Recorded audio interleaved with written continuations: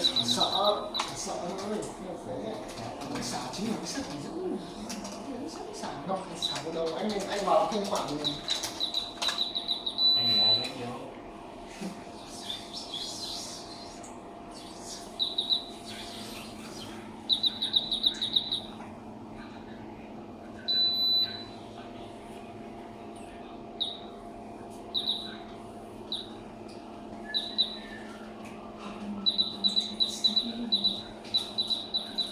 Rồi không lên nha. Giờ Ủa, em vừa bấm stop đây đúng không? Không, cái đó chụp thôi, không phải stop đó. Nó đang Rồi quay đó. rồi rồi. Rồi ok ha, bây giờ anh đo nguồn thử nha.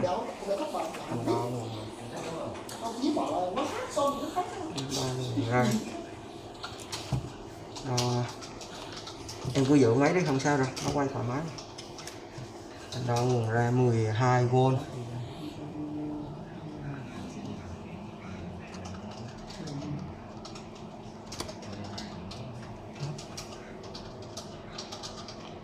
Rồi, ok. Thấy không? Thấy. Rồi giờ đo nguồn ra 5V nè.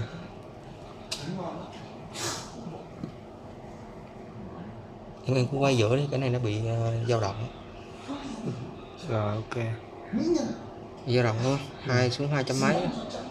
Xuống 200 mấy lên 3. Đo lại nguồn 12 nè.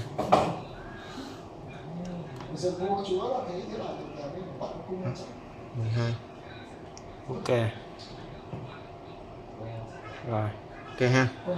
Rồi bây giờ anh rút cái nguồn này ra ha, anh đo không tải.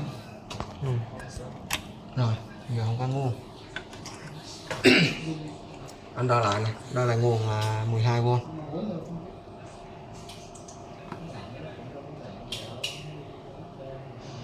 Ok. Ok không?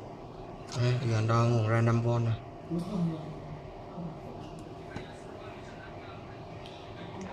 Ok. Rồi.